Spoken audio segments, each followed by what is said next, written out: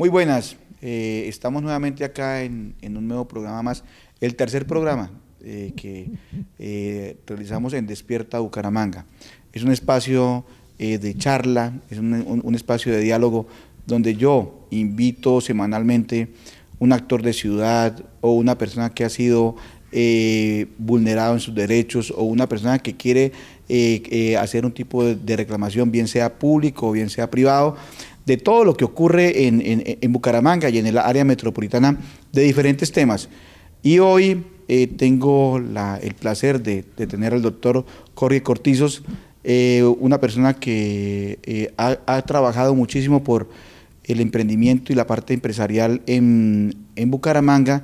Le debemos a él muchísimo y para mí es grato recordar que junto a él, en un espacio de hace muchos años, que lo vamos a recordar ahorita con el doctor Jorge, tuvimos la posibilidad de trabajar con él cuando éramos estudiantes de la Universidad Industrial de Santander como diseñadores industriales, y ahora iba a ser una parte de esta charla que vamos a tener amena, y también nos va a profundizar algo muy delicado que es el tema de la Fundación Estructurar, pero también nos va a decir todo el trabajo que tiene él con las diferentes ONGs de Bucaramanga y las que él asiste, acompaña y que hace muchos años viene creyendo en la parte empresarial, creyendo en la responsabilidad social de las empresas y aportándole con muchísimo esfuerzo a Bucaramanga y por sobre todo a la niñez. Entonces, con ustedes el día de hoy, el doctor Jorge Cortizos. Edgar, muchas gracias por esta invitación, muy amable de su parte y es un gran placer poder compartir con usted y recordar viejas épocas de hace muchos años cuando todavía no teníamos tantas canas. No, pues imagine, para mí lo más gratificante es recordar esa época. Conavi, ¿no? ¿Cómo llegó Conavi a Bucaramanga y cuánto tiempo duró y cuál fue su desempeño tan importante para crecer esta empresa en su momento, que era Conavi, la abejita, ¿no? La abejita Conavi, sí. La abejita Conavi llegó a Bucaramanga, fue creada primero que todo por un grupo de empresas antioqueñas, de los que llamábamos anteriormente el sindicato antioqueño, sí, que hoy en día se llama el Grupo Empresarial Antioqueño. De los principales accionistas estaba el Banco Industrial Colombiano, estaba Bancoquia, Nacional de Colombiana de Tabaco, Suramericana, y ellos crearon esta empresa en Medellín y comenzaron a trabajar todo el tema de financiación de vivienda con el antiguo sistema UPAC. En el año 78 llegó a Bucaramanga. Y ¿En el 78? En el 78, sí señor. Y hace 40 años. Y entonces en esa época yo todavía no trabajaba con Conavi. 40 años. 40 años. Y posteriormente en el año 83 yo entré a trabajar, el 1 de octubre del 83, comencé a trabajar en la Corporación de Ahorro y Vivienda, Conavi, como gerente regional. Yo venía de ser gerente regional de otra corporación de ahorro y vivienda. O sea, ya llevaba 5 años de experiencia en el sistema UPAC. Y entonces comenzamos a trabajar y la abejita tenía un eslogan muy lindo. Sí. Conavi quiere a la gente quiere a Conavi. Y la realidad esa era la filosofía de trabajo de todos los empleados. Siempre al cliente se le trataba de una forma muy especial, a los empleados igual. Yo pienso que patrones como los que yo tuve en Conavi, jamás en la vida. Gente formidable, maravillosa, de una sensibilidad humana muy grande y de un nivel de exigencia altísimo. Se complementaban las dos cosas. O sea, exigían mucho, la rectitud, la honorabilidad, la confianza, la lealtad, todos esos temas fundamentales como valores que usted tiene que inculcar en el sector financiero y en sus actividades normales de la vida cotidiana. En las empresas también tiene usted que aplicar esos valores. Y entonces la abejita Conavi fue creciendo. A mí me tocó la expansión. Abrí la oficina de Florida Blanca, abrí la oficina de Girón, la de Cabecera, la de profesionales, claro, la del Paseo del Comercio. O sea, a mí me tocó liderar el crecimiento de la del centro. Cuando yo llegué, la del centro era chiquitica. Me compré el local de al lado, compré el segundo piso, después compré el tercer piso, lógicamente con plata de Conavi. Y fuimos expandiendo los negocios y fue muy positivo. Posteriormente ya... ¿Cuántas sedes alcanzó a tener Conavi en el área metropolitana de Bucaramanga? Teníamos 7, 8, 9 oficinas. 9 oficinas. 9 oficinas teníamos. y un personal extraordinario. Trabajábamos mucho y la mayoría de las gerentes eran mujeres. Sí, eran mujeres. Extraordinarias.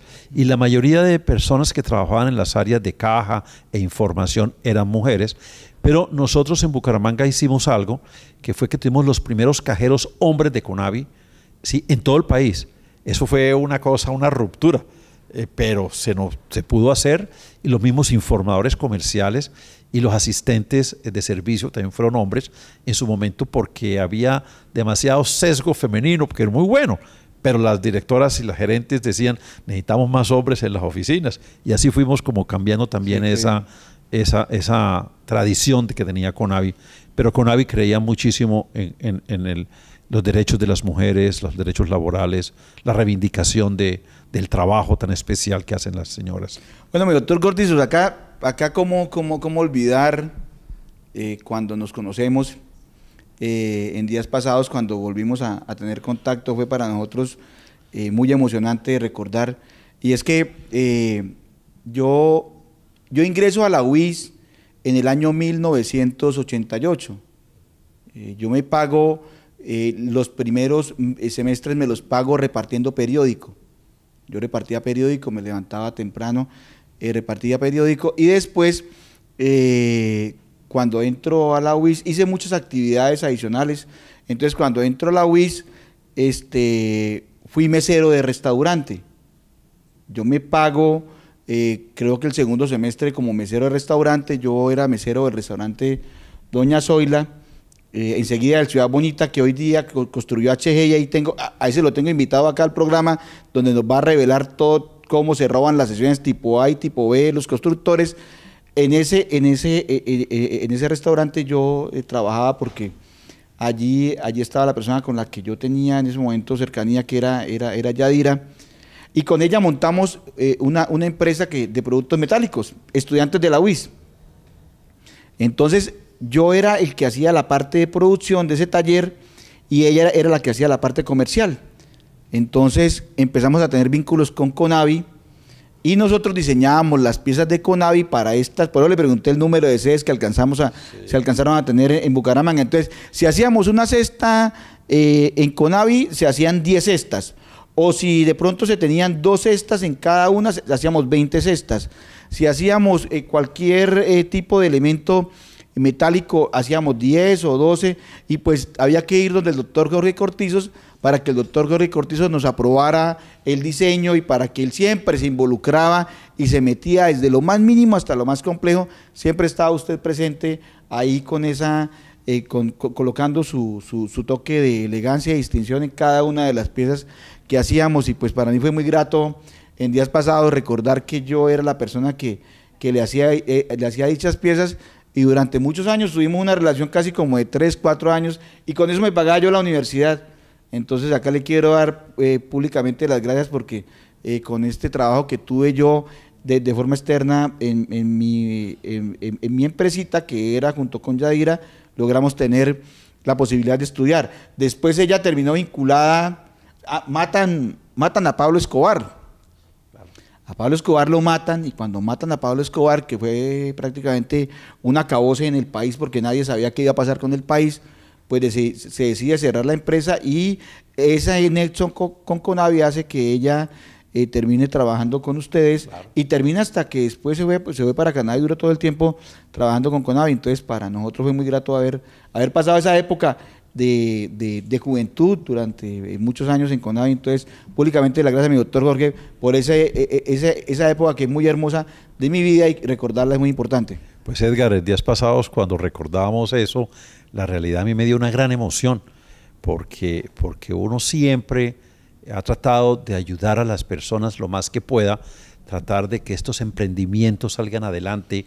Yo siempre digo que las empresas grandes tienen mucho mercado, pero las empresas pequeñas, de jóvenes, hay que darles el mercado, hay que ayudarles a salir adelante. Y yo me acuerdo de esas famosas cestas y de los avisos que colocábamos en los jardines para que la gente cuidara no botara la basura, cuidara las matas. O sea, eran detalles de señales, digamos, de cultura, ¿no es cierto?, para que las personas se metieran en la cabeza que hay que cuidar las cosas, y yo me siento pues muy orgulloso de que hoy estemos aquí sentados recordando esos momentos tan agradables. Sí. Muchas gracias. Bueno, doctor Cortizos, ya entrando en el tema de su labor social en Bucaramanga y en el área metropolitana, cuéntenos cómo ha sido ese trabajo tan arduo con el Club Rotario, con la Fundación Estructurar, con las otras, el otro grupo de ONGs que ha logrado usted orientar, estar al frente de ellas. ¿Cuál es el trabajo que ha hecho en las ONGs y cuál ha sido el alcance que ha tenido, las satisfacciones, los desaciertos, también los sinsabores que ha tenido durante esta época, aportándole por sobre todo a la niñez y a la juventud de Bucaramanga y su área metropolitana? Edgar, yo quiero comentarle algo antes, que es que uno no trabaja en la parte social porque sí. Eso tiene que ser algo que se lo inculquen a uno desde pequeño. Yo me acuerdo que en mi casa, hablo de mis papás y de la familia nuestra, en general en Barranquilla, ellos tuvieron siempre un sentido social muy grande. Ellos pertenecieron al Club Rotario. Un tío abuelo mío trajo el rotarismo a Colombia, lo trajo también a Bucaramanga. Cuando se creó en Bucaramanga, mi tío Rodolfo lo trajo acá. Y entonces a nosotros nos inculcaron desde muy jóvenes esa sensibilidad social.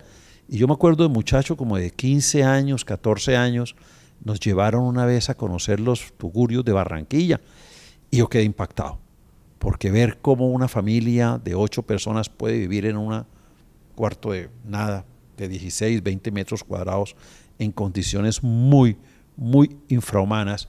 Yo creo que eso me marcó a mí. Y entonces, y el trabajo rotario de toda la vida, nosotros llevamos las reuniones rotarias. Entonces, cuando yo ya tuve la edad para entrar al Club Rotario a los 28 años, aquí en Bucaramanga, yo ingresé al Club Rotario. Yo fui de los más jóvenes y de los presidentes más jóvenes del Club Rotario aquí en el año 86. Entonces yo tenía como esa filosofía o ese sentimiento, voy a decirlo así.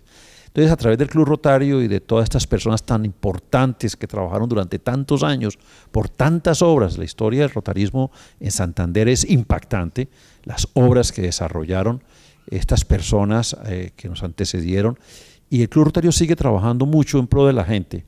Entonces, digamos que esa fue como la primera fibra para trabajar en el norte. Construimos con el Club Rotario un grupo de rotarios, un salón múltiple en el barrio La Esperanza 2. El primer trabajo que se desarrolló con estas comunidades era la formación a las señoras cabezas de familia, con el Club de Amas de Hogar y Pastoral Social. ¿En La Esperanza? En La Esperanza 2. Primero en Regadero.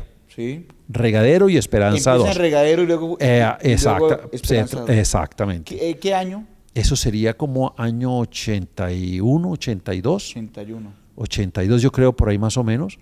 O sea que estamos hablando de hace ya 37, 38 años. Entonces ahí comenzamos, se hizo el salón múltiple y posteriormente las señoras del Club de Amas de Hogar, que les dábamos capacitaciones en muchas actividades para que tuviesen capacidad económica, y temas de salud y el tema de higiene y el tema de prevención del maltrato, prevención del trabajo infantil.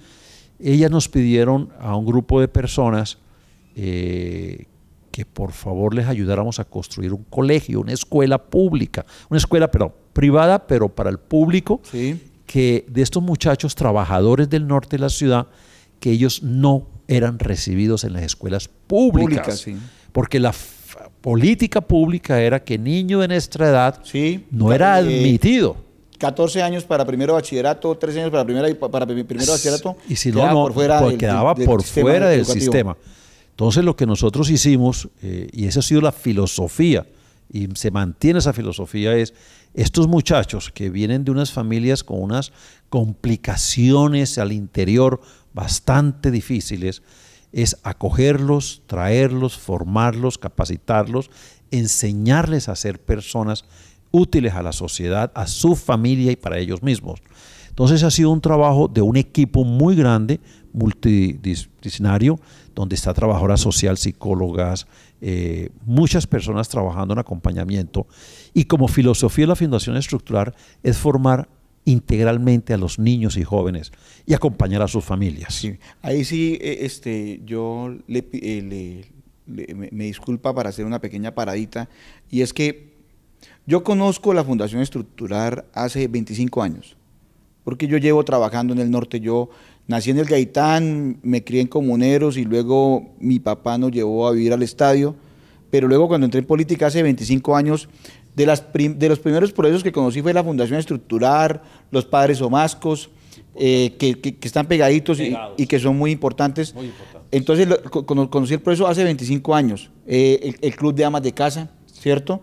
También conocí la sede de la fundación, la cual le prestaban y se la facilitaban a todos los líderes para hacer múltiples actividades, porque era la única sede decente. Ya hoy han podido organizar un poco más el salón comunal, pero recuerdo muy bien ese proceso. Entonces van 31 años de la Fundación Estructural, sí, de la sede.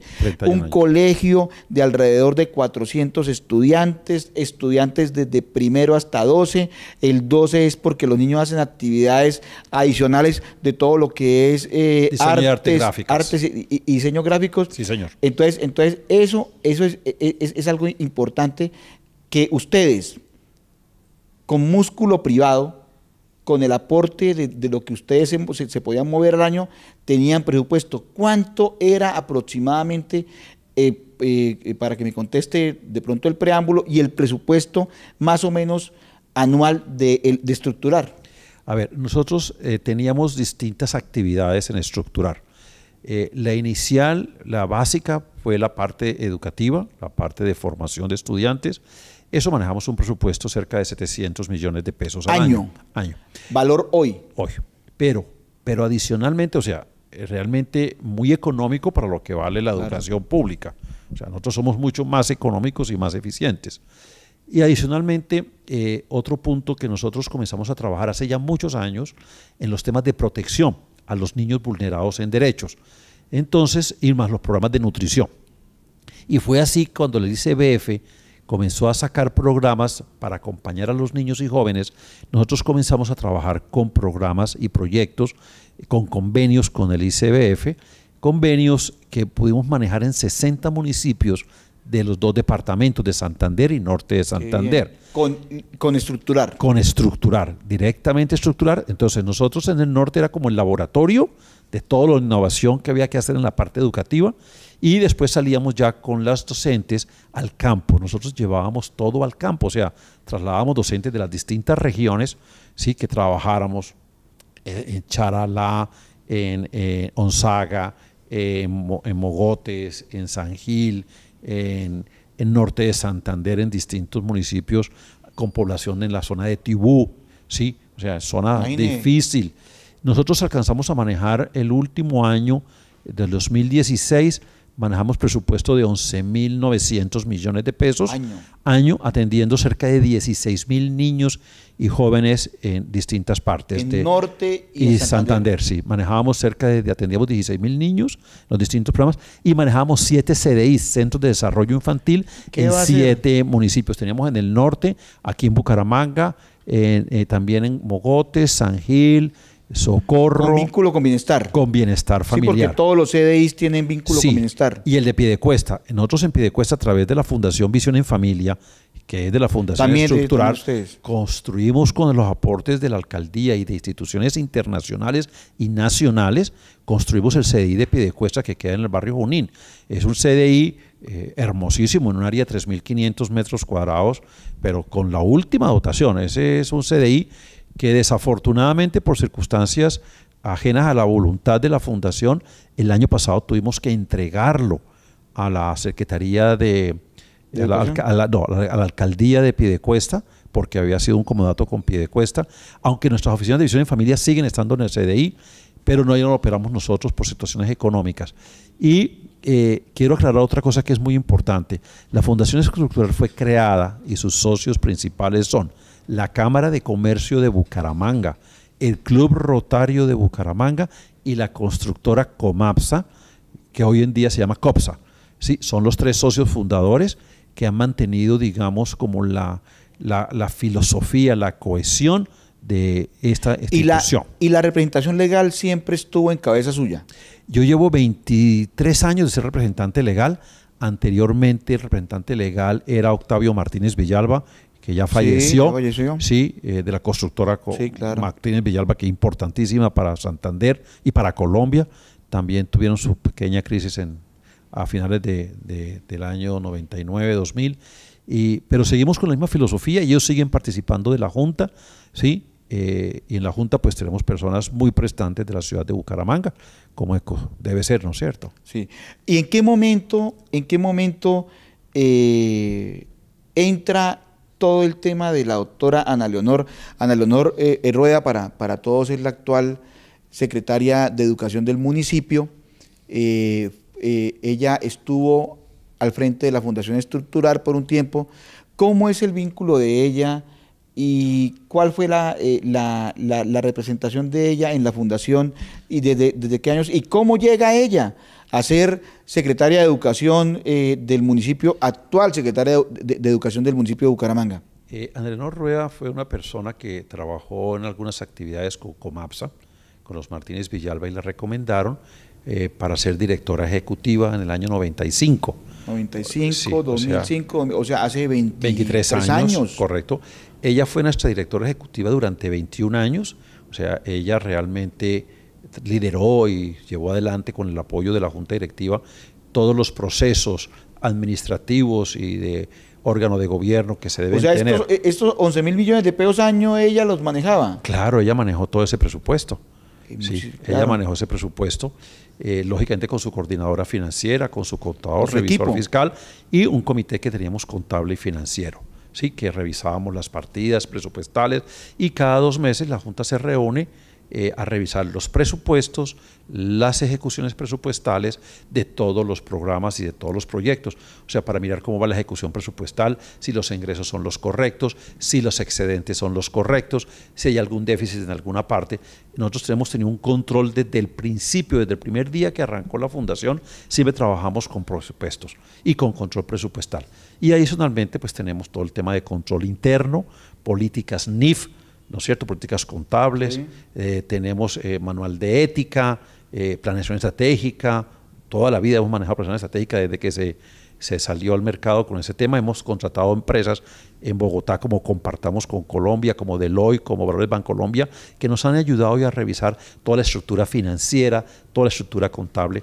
Y lo más importante, cuando comenzamos a trabajar con proyectos más grandes, con el ICBF, la Junta en el 2014 nombró una empresa para control interno, para poder asegurar en estructurar, para poder garantizar que todos los procesos, nosotros tenemos procesos de calidad, manual de calidad, todo lo que usted se puede imaginar, todo lo que hay. Doctor Cortizos, para manejar una empresa social. 11.000 millones de pesos, es una empresa social. Es algo muy serio. Muy serio y muy delicado y sobre todo que nosotros en la Junta Directiva siempre hemos sido muy críticos en las cuentas, hemos sido muy transparentes, hemos exigido toda la vida a que los funcionarios que trabajaban con la fundación en los distintos departamentos tenían que dejar muy bien los 3 escudos. ¿Y usted encima pendiente? El del Club Rotario, el de la Cámara de Comercio y el de Comapsa y el de Estructurar, porque nosotros manejando recursos públicos y recursos privados de cooperación nacional e internacional tenemos que ser muy delicados en el manejo de los recursos, ¿no es cierto? Y entonces la confianza en personal, el revisor fiscal de 30 años en la fundación, Ana Leonor 21 años, el contador 20 años, la coordinadora financiera 17 años, la auxiliar contable 7 años, o sea, digamos personal de confianza, la trabajadora social durante 27 años, muy estable el personal nuestro porque nosotros partimos de la confianza con control, sí. Porque siempre hay que tener control, ¿no es cierto? Entonces, eran los lineamientos que teníamos y en la Junta se hacían cuestionamientos siempre a las cifras, cuestionamiento a los ingresos, cuestionamiento a los gastos y se le pedía informe a la directora ejecutiva que siempre lideró todos los procesos financieros, contables, de personal, de contratación, de proyectos. Ella era la líder, ¿sí? Según están en todos los documentos que tenemos nosotros en nuestros archivos y en las actas de Junta Directiva.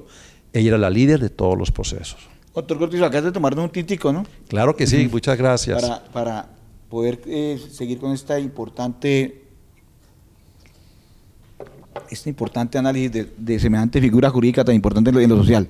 Entonces, La doctora Ana Leonor, de total confianza, 21 años trabajando con usted, ¿en qué momento ella termina de secretaria de Educación y por qué motivo usted la presta, la dona, la regala, o sea, cómo termina la doctora Ana Leonor en la administración municipal si nunca había estado y no conoce, me imagino, que absolutamente nada del tema público, que es tan complejo? Esto es una cosa muy, muy importante porque nosotros con la Cámara de Comercio, nuestras oficinas quedan en la Cámara de Comercio y las otras quedan en el norte.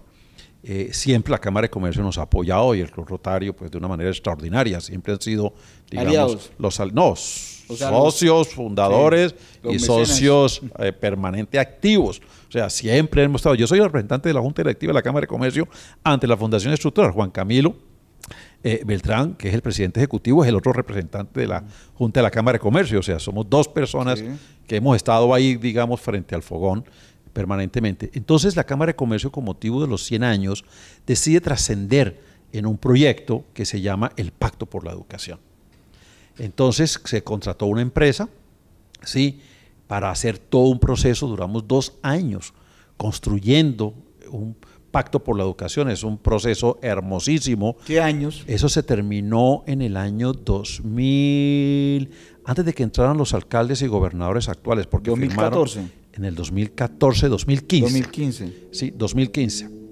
2015. En el 2015. Sí. Y entonces, para los 100 años de la Cámara de Comercio, se hizo una reunión importantísima en Senfer, que fue Expogestión 2015. ¿Sí? En ese año firmamos ese pacto que duramos 2 años, como digo, construyéndolo, con participación de muchas personas, docentes, rectores, empresarios, de toda la sociedad participó en esto.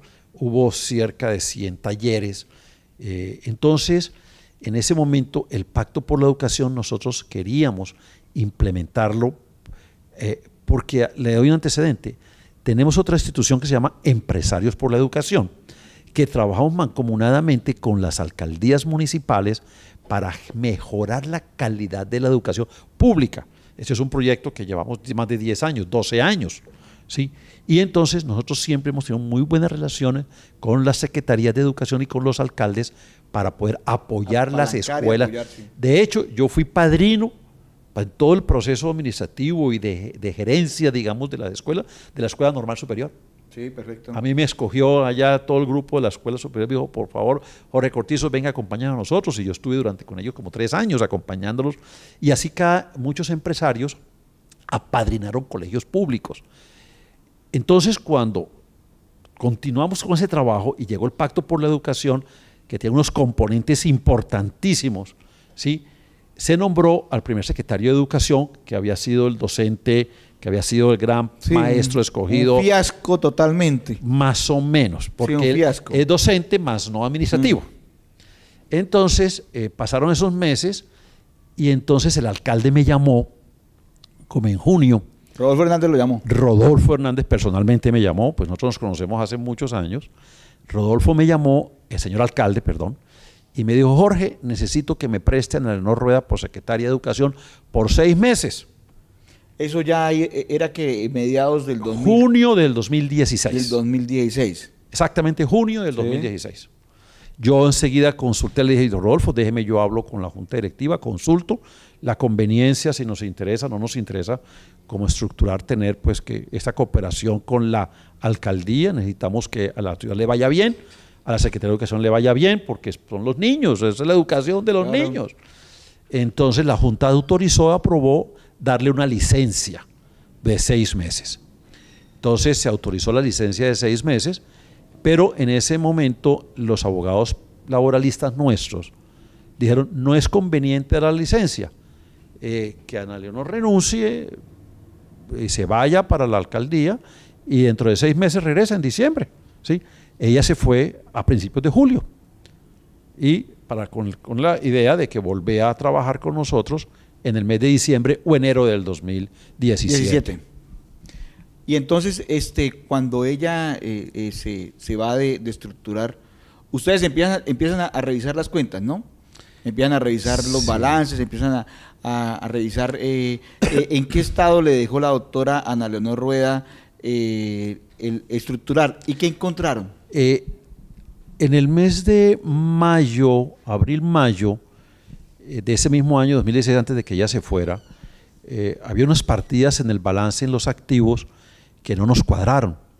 Entonces nosotros le preguntamos a Ana Leonor Rueda, al revisor fiscal y a la coordinadora financiera que por favor nos explicara a la Junta Directiva el porqué de esos incrementos de unos activos fijos que la Fundación no había autorizado. En especial un activo que nos causó impresión, que era baterías sanitarias, 73 millones de pesos.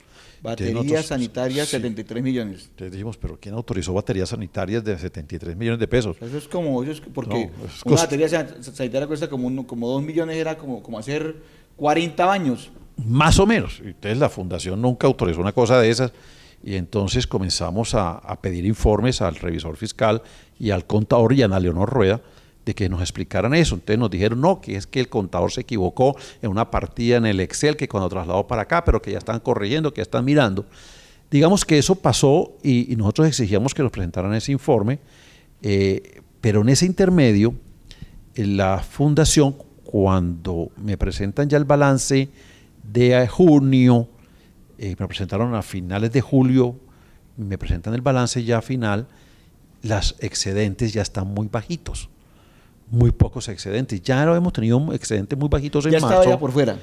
En julio sí, pero los de marzo, los excedentes de marzo ya estaban bajitos, todavía estaba ella. Y nosotros preguntamos, bueno, ¿qué está pasando? Las cuentas están bien, nos pidieron los informes, los excedentes de los programas, que faltaba no sé qué cosa, que aquello, pero todos los programas, como dice BF, normales. En todo caso, pasó esto de julio, como le cuento yo el balance de julio, que eso fue a finales de julio, principios de agosto, y comenzamos a revisar y a pedir más informes y desafortunadamente el contador y el revisor fiscal no nos daban los informes. Entonces ellos son los que tienen que rendir los informes, ¿sí? Entonces yo salí de viaje, yo estuve por fuera 2 meses y yo de todas formas escribía y escribía y escribía hasta que al fin me mandaron un informe contable donde me decían de unos ajustes contables de los activos fijos contra cuentas por cobrar y yo decía, ¿pero esto qué es? Entonces ya después me explicaron que eran unos ingresos falsos del 2015 que los habían contabilizado para tapar las pérdidas del ¿Ingresos falsos del 2015? Para tapar la pérdida del 2015. ¿Y cuánto sumaban esos ingresos falsos? Como 170 millones de pesos. 170 millones y presentamos en cabeza de Ana Leonor. Claro, y presentaron un excedente ese año como de 140 millones de pesos. O sea que la realidad es que ya daba una pérdida de 30 millones de pesos, o 20, más o menos aproximadamente. Y cuando yo pregunté e indagué un poquito más, entonces ya me fueron contando otras cosas, que hoy en día esas declaraciones de los funcionarios que fueron involucrados en las contabilizaciones de forma equivocada, de forma falsa, traslados presupuestales para tapar pérdidas, están en poder de la Fiscalía. Nosotros instauramos una denuncia penal, 3 abogados penalistas contra Ana Leonor Rueda. Contra Ana Leonor Rueda. La actual secretaria de Educación. Esto es una cosa que es muy importante porque estamos hablando de ciudad, estamos hablando de ética, estamos hablando de que la Junta nuestra es una Junta muy seria, muy respetable, no es una Junta de bolsillo, es una Junta de personas serias. La revisoría la ejerce una persona de 31 años, la firma de control interno es una firma también muy conocida en la ciudad, que fue la que rindió los informes. La Junta contrató otra empresa financiera para que nos hiciera un diagnóstico financiero y esos documentos todos los tiene la Fiscalía. Nosotros hemos entregado para que la Fiscalía, independientemente, hay una cosa que es importante que los laboralistas nos dijeron, y esto no quiero que suene que es una persecución contra nadie, no.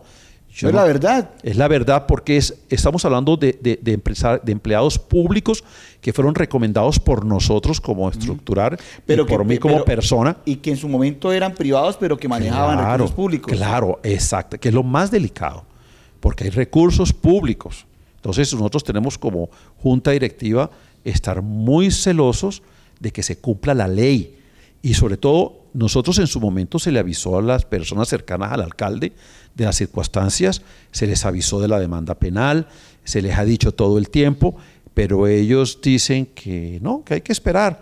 Entonces, como el alcalde habla tanto de la ética y de la corrupción, pues a mí, Jorge Cortizos, como ser humano, me parece que si una junta directiva como estructurar, con tanta trascendencia y con tanta... O sea, nosotros no somos ningunos bobos pintados en la pared.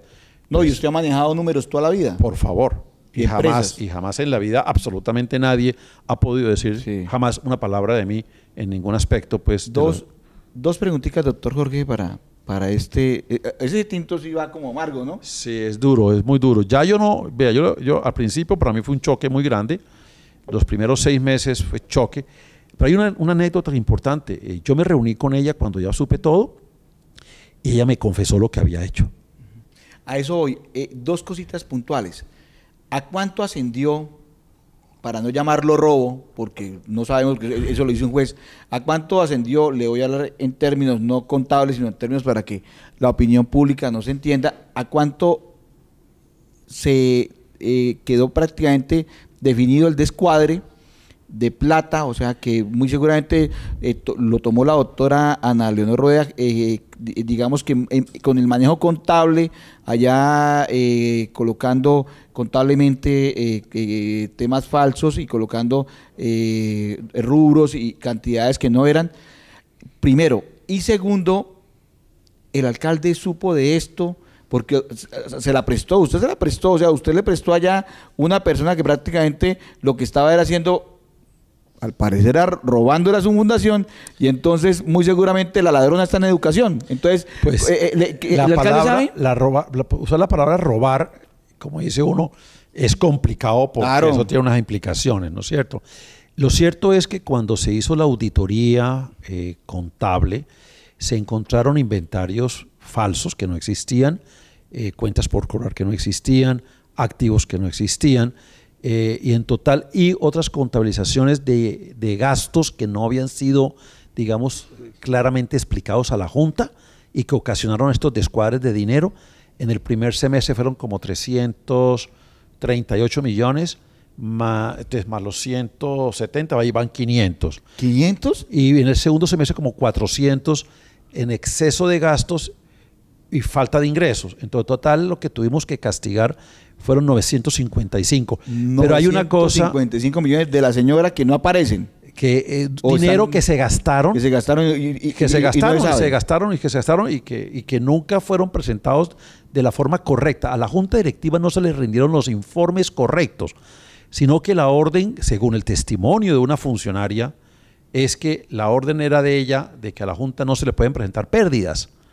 Entonces, y después entendimos la razón. Maquillemos, exactamente, maquillemos el balance, ¿sí? Traslademos ingresos, anticipemos ingresos de otros proyectos, otras cosas, pero ahí lo grave es esto, que como la Junta desconoció las pérdidas del 2015, la Junta autorizó una bonificación, ¿sí?, del 2015 por 90 millones de pesos, 97 millones. Nosotros le pagábamos un sueldo más bonificaciones por los excedentes y por todo el trabajo. Pues es que se reconoce un buen trabajo. Es lógico. Y en el primer semestre del 2016 se autorizaron 47 millones de pesos, ¿sí? Porque desconocíamos lo que estaba pasando al interior, si no lo hubiéramos autorizado.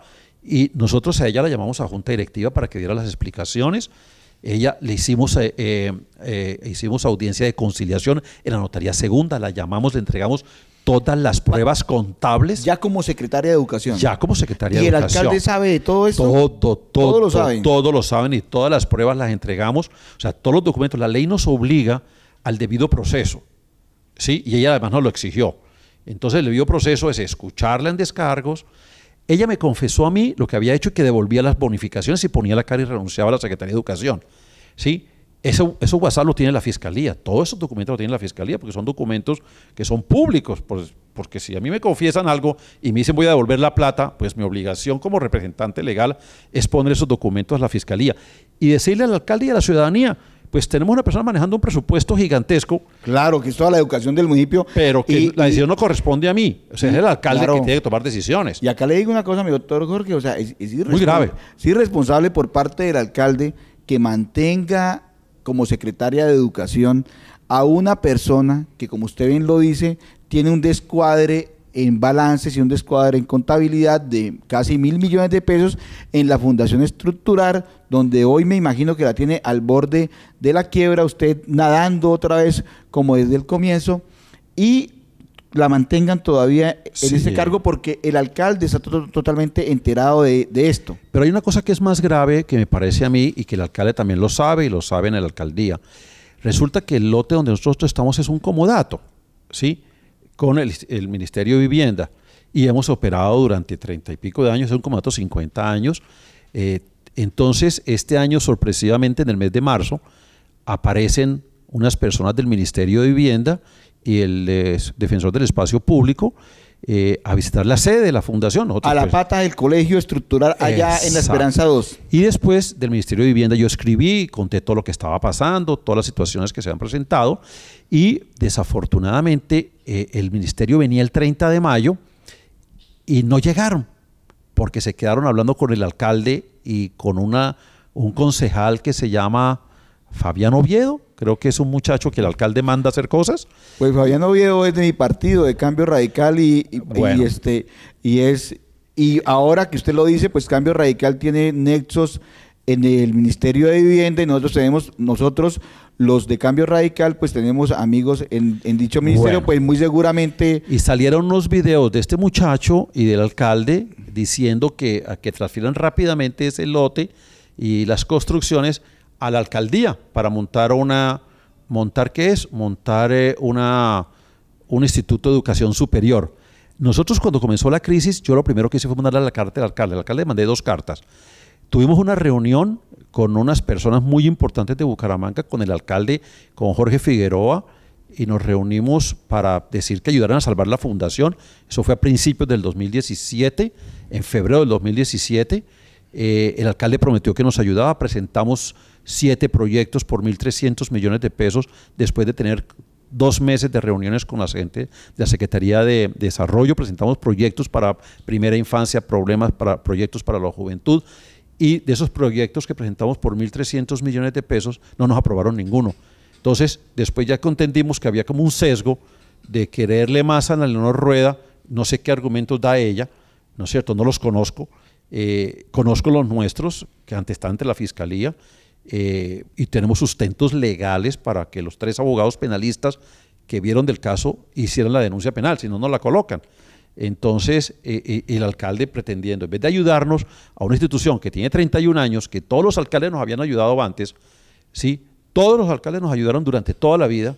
Y ahora tiene usted secretaria de Educación, y es donde le han cerrado las puertas a la Fundación. Nos han cerrado las puertas. Que están perjudicando a la comunidad. A la Fundación Estructural no la perjudican. Pues sí nos están perjudicando, porque hemos hecho una labor enorme para conseguir recursos, que estamos en ese proceso para volver a atender 800 jóvenes y niños en programas y proyectos nuevos que estamos desarrollando. Mire, acá tocamos 3 cosas importantes ya en esta parte final, porque ya estamos a punto de terminar este programa y le doy las gracias por la sinceridad. 3 cosas.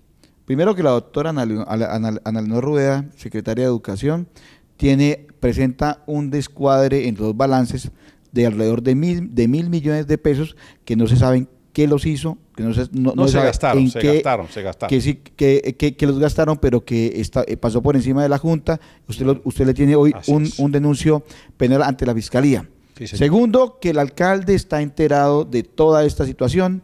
Tercero, que está de por medio un comodato donde funciona actualmente con infraestructura física que es construida por ustedes durante 31 años, el colegio, y que vale más de 4.000 millones de pesos. Que vale más de 4.000 millones, que ha sido construido por ustedes en este comodato, y que hoy están a la pata de este predio unas personas donde está involucrado un concejal de Bucaramanga, que, como dice usted, es el que le hace por orden del alcalde. Por orden del alcalde, que es, ¿cómo es el nombre? Fabián Oviedo, muchacho. Fabián Oviedo, de mi partido Cambio Radical. Así es. Entonces, en vez de ayudarnos, nos están dando por la cabeza. Sí, acá hemos dejado claro unas denuncias muy delicadas.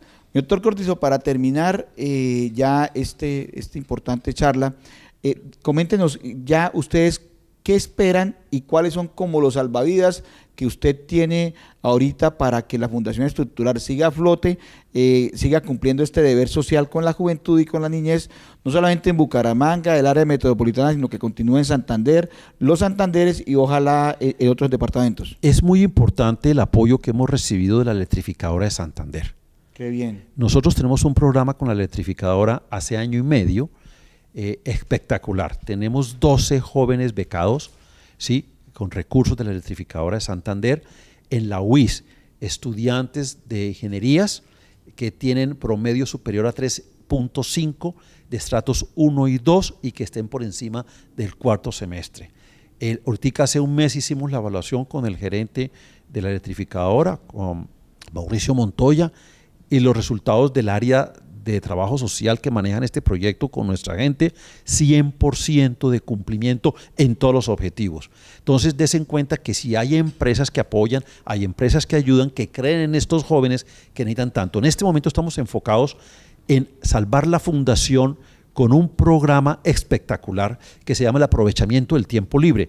Como digamos que el gobierno ya tiene la cobertura al 100%, sí, el 100%, sí. Entonces los muchachos cuando salen de las clases en contrajornada, sí, están para la calle, están drogadicción, desocupados. En el posta del barrio.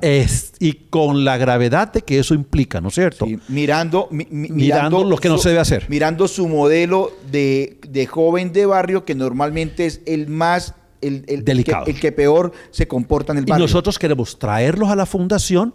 Sí, ya presentamos un proyecto a la Cámara de Comercio, estamos en vísperas para atender los primeros 100 jóvenes, estamos en un trabajo comercial grandísimo con la directora ejecutiva nueva que tenemos y con todo el equipo que nos quedó. O sea, no se la devolvieron. O sea, dejaron la ladrona allá en educación, o sea, no se la devolvieron. Tenemos una directora ejecutiva nueva. ¿Ya ustedes no la reciben? Pues yo pensaría que no se puede recibir.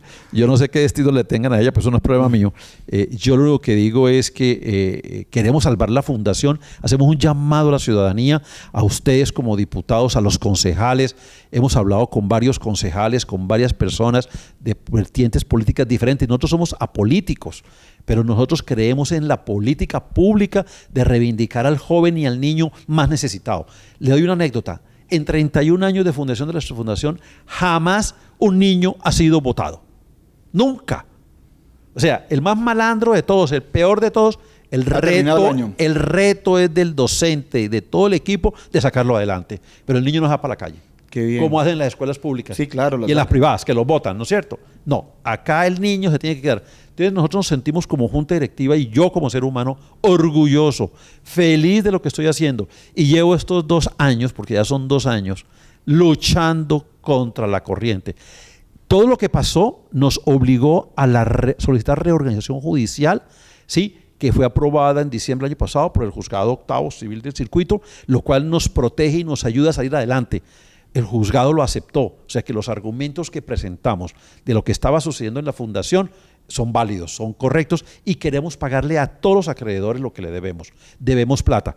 El ICBF nos debe 400 millones de pesos, que estamos a la espera que nos los paguen. Ya he mandado, no se imagina cuántas cartas llevo mandando estos 3 meses, ¿sí?, para que nos paguen esa plata, porque el ICBF cometió un error que fue autorizar embargo de dineros oficiales que son inembargables, pero ya eso se corrigió.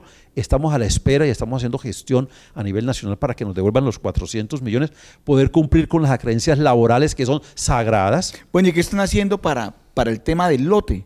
O sea, porque el lote... Ya hablamos con el Ministerio de Vivienda, no hay nada que hacer porque para poderlo ellos entregar a CISA, que es la institución del Estado que maneja, tiene que estar desocupado y nosotros no lo vamos a desocupar. Y no nos pueden sacar por ahora porque estamos cumpliendo una función social. Bueno, doctor. Bueno, a usted gracias. Ya se nos están cumpliendo el tiempo. Hemos tenido una charla muy importante, revelaciones acá muy delicadas de nuestra actual secretaria de Educación, que es un poco modelo, no es un buen modelo de educación, mucho menos ético, mucho menos lógico, mucho menos estético. Entonces, mi doctor, yo acá le voy a dejar de recuerdo este vasito. Ay, muchas para gracias. Que lo tenga ahí, para que se acuerde de este programa que usted está abriendo el día de hoy. Invitarlos a todos los amigos para que si alguna persona tiene algún tipo de situación compleja que quiera que nosotros le demos difusión, se conozca como la grave denuncia que hace el doctor Jorge Cortizo el día de hoy, nos busquen, nos contacten por las redes sociales y se vinculen a este programa Despierta Bucaramanga. Entonces, para todos ustedes, amigos y amigas que nos siguen en este canal de YouTube Despierta Bucaramanga, un afectuoso saludo y para todos ustedes nos vemos en el próximo programa. Muchas gracias.